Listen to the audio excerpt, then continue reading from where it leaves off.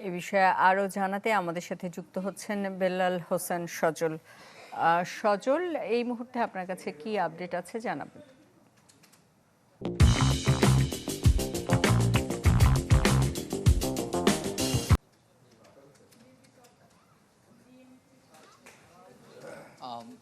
সুস্মিতা, এই মুহূর্তে কিন্তু আমরা সেই ঘটনাস্থলে আছি। ইতিমধ্যে আমরা দেখেছি আইন শৃঙ্খলা বাহিনী একজনকে হেফাজতে নিয়েছেন জিজ্ঞাসাবাদের জন্য ঘটনা আসলে কি।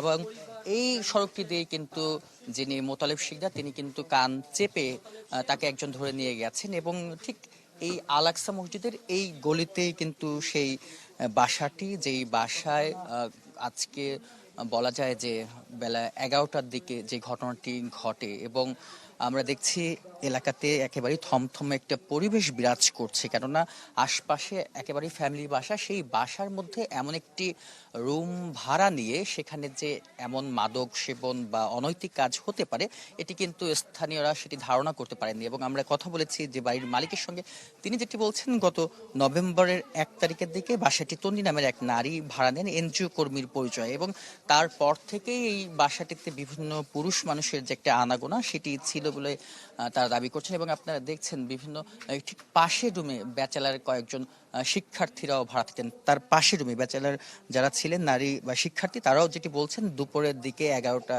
ঠিক একটু সময় আগে তারা কিন্তু একটি গুলির শব্দ পান। তবে ভয়ের কারণে তারা কিন্তু মুখ খোলেনি। তিনি যখন নিজে এখান থেকে মোতালেব শিকদার হাসপাতালে যে চিকিৎসা নেয় ঠিক সেই মুহূর্তে কিন্তু সামাজিক যোগাযোগ মাধ্যমে ব্যাপারটি আলোচনায় আসে এবং পুলিশও ঠিক তখনই এই ব্যাপারটি জানতে চান। এবং এই যে আল আকসা মসজিদের গলির মাথায় সেখানে যে এনসিপির অঙ্গ সংগঠন যিনি জাতীয় শ্রমিক শক্তির বিভাগীয় আহ্বায়ক, তার একটি গাড়ির স্টিকার সহ তার গাড়িটি দেখতে পান। এবং এরপরে এলাকাবাসীর কাছ থেকে জিজ্ঞাসা করার পরে আমরা দেখতে পাচ্ছি সিঁড়িতেও ছোট ছোট যে রক্তের চিহ্ন, সেই চিহ্নগুলো আছে। সেই চিহ্ন ধরেই কিন্তু তারা এই বাসাটিতে আসেন এবং আসার পরে তারা কিন্তু বিষয়টি দেখতে পারেন যে এই বাসার মধ্যে বিভিন্ন মাদক দ্রব্যের যে মদের বোতল থেকে শুরু করে গুলির খোসা, সেই খোসাটিও কিন্তু তারা এখানে দেখতে পান। এবং পুলিশ যেটি বলছেন কারা কারা এই ঘটনার সঙ্গে যুক্ত, কি কারণে এই গুলি চালানো হয়েছে, সেই বিষয়টি তদন্তের পর পুলিশ আরো বিস্তারিত জানাতে পারবেন। তো